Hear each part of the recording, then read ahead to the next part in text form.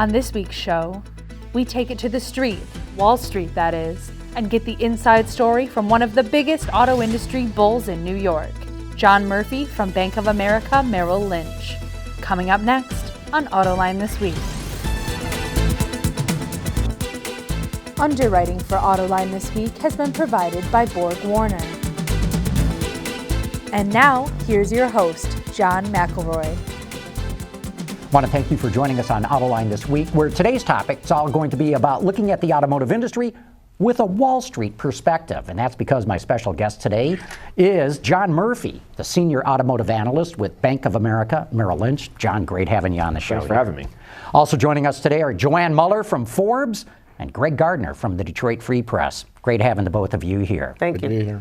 John, this automotive business in the United States has been on a tear like we haven't seen. It's been about 8 years, I think, almost of constant expansion. Some people are saying, okay, 2017, 2018, there ought to be a downturn. We know that there's going to be a correction. You're saying, hey, wait a minute. You're saying in 2018, we could see the SAAR, the seasonally annualized rate, going at maybe 20 million units. You got to fill me in on this because that's a huge number and completely contradictory to what most others are saying. Yeah, you know, we've had this idea in place really since the summer of '09 that we would see a long cycle because the industry saw such an incredible extreme downturn, basically a 3 standard dev event on the downside. And what we're seeing is what has been a very good replacement or scrappage replacement cycle that's been in force that is still got a number of years left to go. I mean, when you look at the average age of a vehicle, 11 and a half years old. When you look at the distribution of the vehicles that are 11 plus years old or older, it's never been greater. It's a little bit better than half the entire fleet at this point. There's still a case to be made the replacement cycle is still in force. And more importantly, when you look at the miles driven in the United States, they're spiking up in a way that we have actually never seen before. Actually, the latest data in February, the miles driven were up 5.6% after being up almost 4% last year. So the demand for travel utility, being miles driven, is reaching all-time highs at the same time as our fleet is incredibly old. It's supporting used vehicle prices near all-time highs, which means that people need more cars to drive those 3.2 million miles that we're trying to drive. So we're looking for about 18.2 this year, 19 million units next year, and about 20 million units in 2018 before the industry catches up with the supply of vehicles on the road relative to that demand for travel utility. You know, but John, it seems like everybody assumes that the downturn is just around the corner. You look at the stocks in particular of the domestic automakers, Ford and GM, they're just stuck in neutral. And Tesla, meanwhile, is, you know, what, 150 something a share, right? So my question is, what can GM and Ford are being run as good as they've ever been, and yet their stock is just not moving? Well, the skepticism and the overhang from the downturn still persists, unfortunately, in the stocks. And if we were to look at these companies at this point, they're probably at one of their strongest points in history, from product, balance sheet, management discipline, pricing. Everything is lining up pretty much correctly for these companies, and you're now gotten to a point where they're both paying almost a 5% dividend yield. Yeah. You have Ford putting out a supplemental dividend of $1 billion in the first quarter of this year. You have GM with a $9 billion buyback going on right now as we speak. So they're doing everything they really need to do. I think there's just a big concern that at some point the cycle turns, they lose the discipline, and we go through the same mess that we went through in '08 and '09 all over again. Doesn't seem like that's certainly the case, and the industry may have to prove out through this next downturn that it's not going to lose its discipline again. But by our measures and our multiples, these stocks are generally very attractive and are very interesting. But there's not a lot of interest from investors because there's a constant fear that things are going to fall off. It's very frustrating for us, and I think it's very frustrating for the companies as well because there's not a whole lot more that they can do right. Do you think that the stock is just not going anywhere until after we come out of whenever the trough will be? It's the current environment from investor sentiment in the current environment is incredibly skeptical. I think if we see the kind of earnings power that we saw coming through last year and then once again in this first quarter and this return of capital coming to shareholders, the sentiment will grind higher, the earnings will continue to grow, and even at low multiples, without multiple expansion, you could see these stocks grind higher. So I do think, there is an opportunity over the next 12 months and maybe even over the next couple of years for the stocks to go higher. But sort of the euphoria that you would need to return the multiples back to anything that is normal, right? They're hardly depressed right now, may take, a long time. Now, to their credit, most of the major automakers understand that there's a wave of change headed their way. They're making major investments into ride sharing, car sharing. How does Wall Street view those in that normally investors require fairly short-term evidence of a competitive return on investments? It's an interesting question because some of the newer entrants into the market are not held to the same financial standards that the traditional auto companies are. So if you did I hear you say Tesla? Yeah. Oh, okay. Now, if you look at some of the other tech companies and even the ride-sharing companies, in general, there's a belief that these companies will be much larger than they are in the long term. So they are held to a standard of executing and delivering on the product, but not necessarily on the financial results. And they do have the ability to raise capital in a way that other companies don't. So burn cash to grow the business and raise capital. If you look at GM, Ford, Chrysler, Toyota, Honda, Nissan, all the major auto manufacturers, I think they are doing a very good job of future-proofing their businesses and staying on top of all this stuff. Some, in some cases, making these investments in adjacent companies or partners, but they don't have the same luxury because they are criticized and held to a different standard than those sort of other new tech companies. So there is a real competitive advantage that some of these new entrants have because their cost of capital and investors' willingness to fund them is a little bit different than it is with the traditional companies. John, I understand what you're saying because especially when you look at GM, Ford, and Chrysler, now FCA, it's been like Pavlov ringing the bell and the dog's getting hungry. The car companies have trained Wall Street not to trust them because of all the problems in the past. But some suppliers are doing pretty good. They have much better profit margins. Wall Street's treating them a whole lot better with higher multiples. Why is it? Why is the distinction between what the suppliers are doing versus the traditional car companies? Well, I mean, I would certainly argue to some degree that the suppliers are also being disrespected in their multiples too, and there's some real upside in those stocks. But the relative lack of belief is much higher at the automaker level. It is certainly true. I think as you look at some of the suppliers, they are viewed as partners that may help solve some of the issues that the automakers face going forward. And they have been since really the creation of the Tier 1 industry as we know it really in the early 90s. It really hasn't been around quite as long as everybody thinks it has. And they have over time helped the automakers innovate and deliver better and better product over time. So I do think that there is a belief that some of these suppliers will help solve the problems that the automakers need to solve going forward. And for every vehicle, you're still going to need seats. You're still probably going to need a wiring harness. You're still going to need wheels, theoretically, for a really long time. So there's parts of the car that, as long as you're executing fairly well, you can make some pretty good money at. I think there's a big concern that the automakers might get disintermediated with their customer, and that's really where the risk lies for the automakers. Well, one gray cloud that's been pointed out by certainly some of the rating agencies is the rising delinquency rate on new car loans and used car loans, and that given that and the fact that there's going to be an increase in the number of vehicles coming back off of lease and then going to auction, that could depress used car values. How do you assess that risk? Well, there's always a risk. There's always many risks in the industry, so we take everything seriously. And when we look at the financing environment, if you look back to 2006 and 2007 and originations and how they were set up back then and where we are right now, it's a fairly similar environment on credit scores and on the way that the consumer is evaluated. So if we look back then and look what happened in 08 and 09, and there was no masterful or widespread defaults or delinquencies that really got out of control in auto loans, you could think as a chief risk officer that maybe going back to that level and maybe even a little bit further might be rational to produce profits. So I think that what we're seeing right now is a ratcheting up to a normalcy and not something that is wildly out of bounds with history.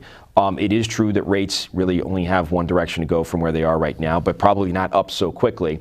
So rates rising might be a little bit more of a risk. But as you look at this, 1% rise in rates or 100 basis point increase in rates basically adds about $17 to a monthly payment that's in the mid $400 range. So I think you need to see rates ratchet up in a big way to depress auto demand. But all told, I mean, at some point in the future, 2018 or 2019, when we see the cycle turning, we do think used vehicle pricing will come under pressure. Lending, might see even greater delinquencies and defaults.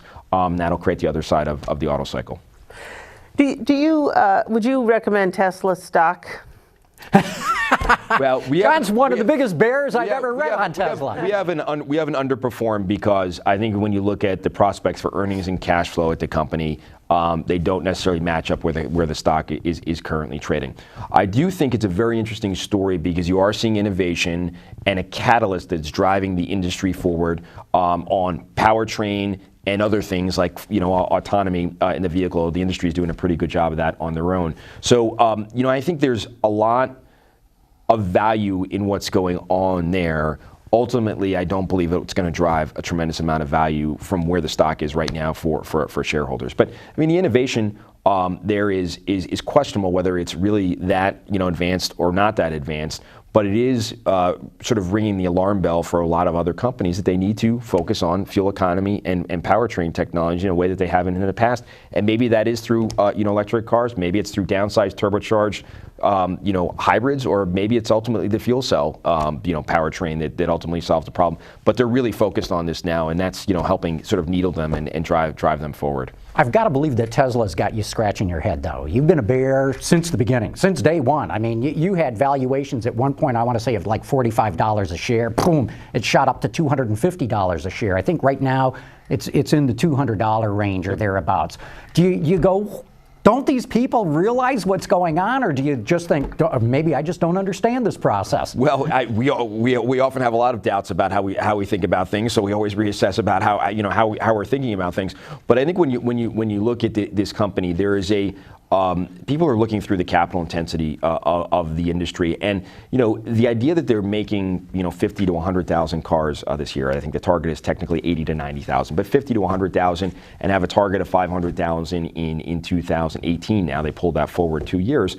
That's interesting. And if you poured billions and billions and billions and billions of dollars of capital into that, maybe you could ultimately get there. But you are putting that kind of money up to get to those targets, which means that you might not make a lot of profit, and you certainly will have subpar returns.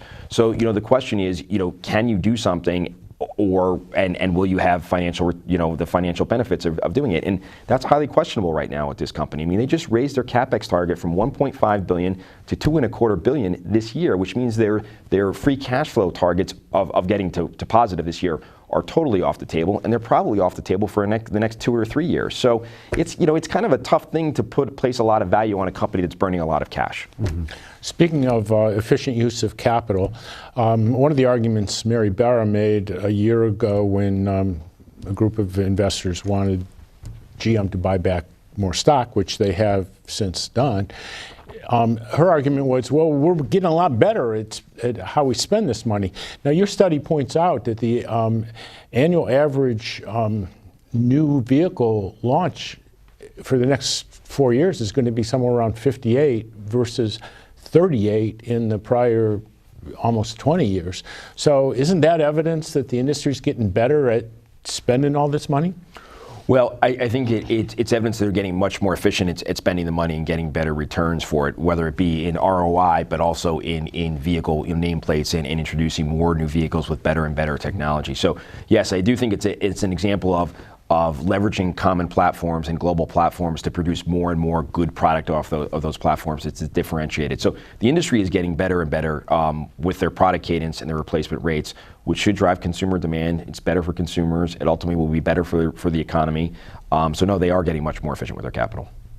What do you think of the stock buyback? Has that really helped GM at all? You mentioned that they've got $9 billion on the table, and as Joann said, their stock is stuck in neutral. Well, listen, I think the management team is taking a very disciplined approach to returning capital to shareholders and investing in the business where it's necessary. So they're doing that in a very disciplined way. They're taking advantage of the fact that the stock is incredibly undervalued at this point and deploying capital, as they can, as they generate the cash flow. They're going to be buying back the shares. And there's a case to be made, if the industry holds up very well, the GM will be in the ballpark of buying back almost 10% of the stock on an annual basis for a number of years. So it hasn't helped the stock yet. But over time, as I mentioned before, as the earnings grind higher, even if you have low multiples, there is the case that the stock can actually grind higher along with those earnings, and your earnings per share get better the fewer shares you have. So the buyback should work at some point, but it is almost like we're looking at sort of a Rodney Dangerfield moment here where the industry can't get any respect. And it deserves it. Now, back to the discrepancy in the way the investment world looks at technology companies versus manufacturers. One difference is that what we think of as technology companies, Apple, Google, use contract manufacturing. Do you think that we'll see a point where Tesla may look to someone else to put their cars together? Well, there's a lot of challenges that Tesla is facing right now, and manufacturing, to their point, is probably the single biggest challenge and hurdle that they're facing. There are some great contract manufacturers out there in the world. Some companies like Magnus Steyr could probably have this factory up and running in the space of a few months, maybe 6 months at most, and help them out in a huge way. But there is a general belief, or seems to be a general belief internally, that they need to do this on their own and want to do it on their own. Whether it's a lack of respect or a difference of opinion or different strategy, it's kind of unclear. But they're not using this contract manufacturing in a way that I think would get them up and running and help them tremendously. I do think that as you think about the industry in total, there's been this concern that you would see companies like Apple and Google run a contract manufacturing process, kind of like Apple does with Foxconn, that could potentially devalue their participation in the whole value equation of delivering an auto to the consumer. And I don't think that's going to happen, because I do think there's a tremendous amount of brand equity in a lot of brands and in the process. And I do think as we see these new entrants, potential new entrants entering the industry, they're going to be partnering with the incumbents. And that seems to be the MO so far. John, we're seeing GM and Ford especially talk about transforming into mobility companies. Automotive companies still, but becoming mobility companies. Mark Fields likes to talk about how, if I remember the numbers right, there's something like $2.3 trillion in revenue generated by the automakers of the world, but there's $5.4 trillion in mobility services. And he sees that as a big pot of gold that the company could find a whole new market for itself getting into. What's the Wall Street view? What do you think about this? Does mobility services, or do mobility services represent this big pot of gold for the industry? Well, I think it's important to remember that the industry always has been a mobility industry, and the idea of getting a consumer from A to B is really the basic functionality of what the industry supplies to a demand for travel utility. So I think his view of that makes a tremendous amount of sense, and the idea that either through car sharing or ride sharing systems or other advances that may occur over time, reducing the hurdle to getting in a car and driving a mile might create more mobility and create more opportunity for the automakers over time that might even be larger than the pie that they're looking at this point. But yes, I do think there's a greater opportunity to participate in the entire ownership experience of the vehicle well beyond the point of sale. And I think when you look at the automakers as we know them right now and the suppliers as we generally know them right now, the tier one guys, you are looking at a part of the value chain that tends to stick to the original point of sale and doesn't participate in everything that goes on beyond it. And the margins, returns, and risk profile of everything beyond that point of sale tends to be generally better than the initial point of sale. So I do think that makes a tremendous amount of sense, and they're heading down that path, and kudos to them for recognizing that. What do you think about Fiat Chrysler and Sergio Marchionne's Confessions of a Capital Junkie? He basically says, we can't afford to keep putting all this money into all this stuff individually. We've definitely got to team up. So far, he hasn't found a dance partner.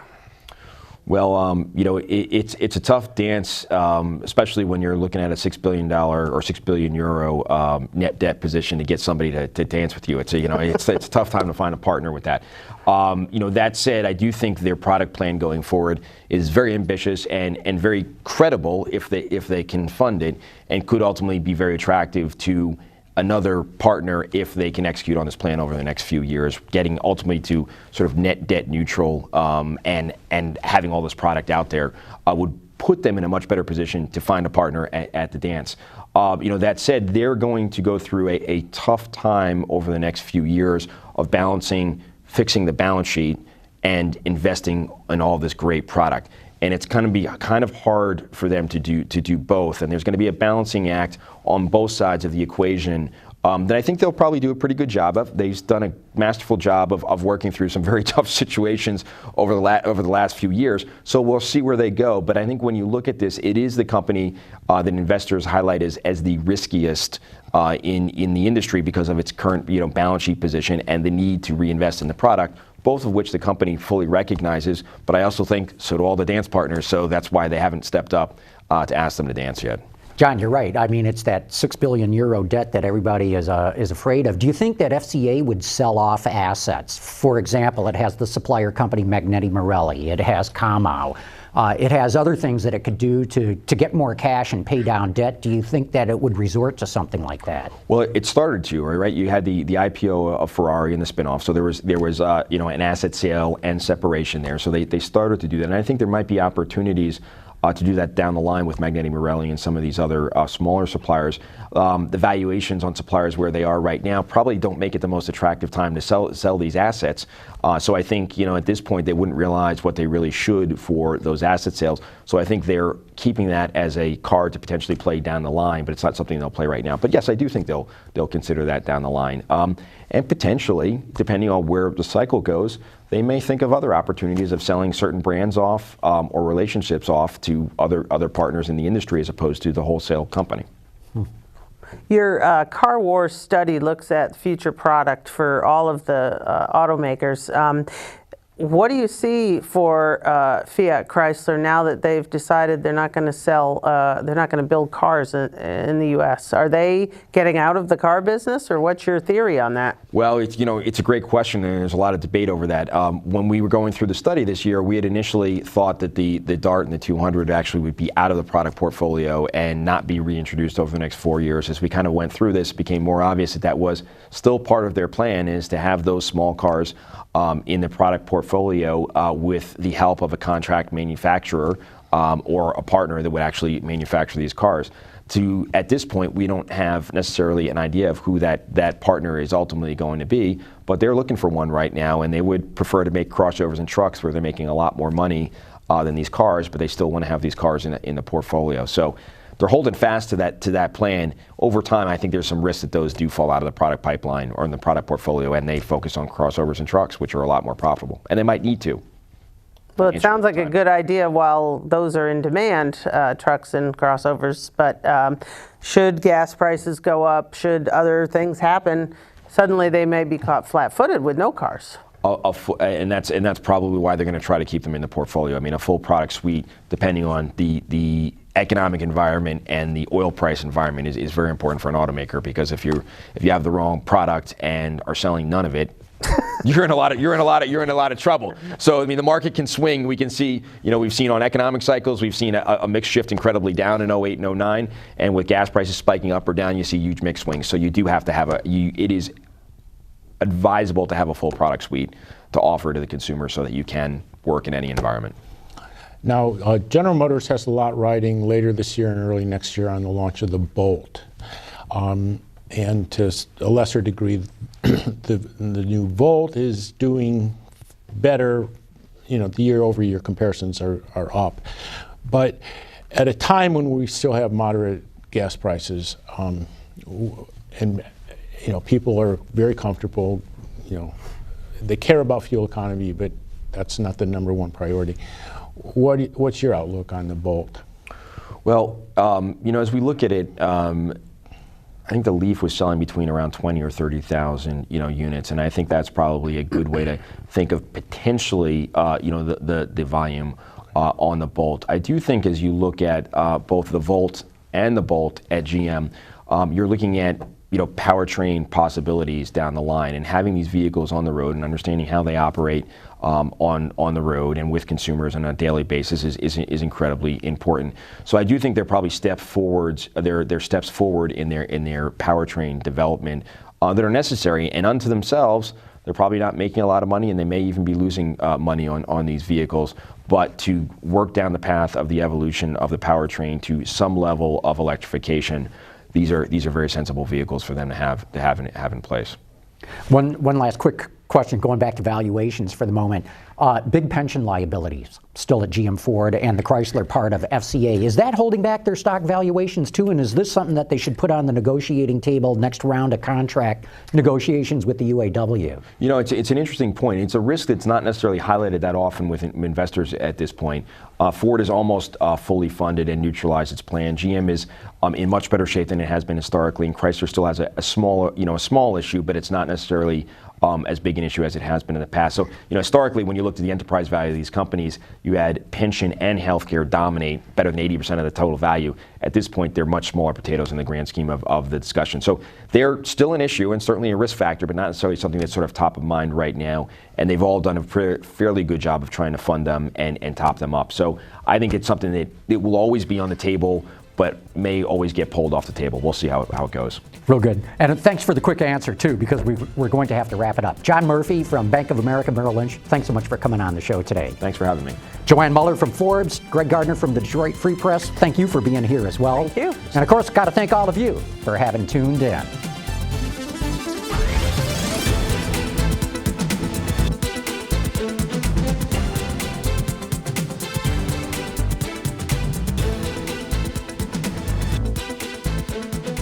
Underwriting for Autoline this week has been provided by Borg Warner.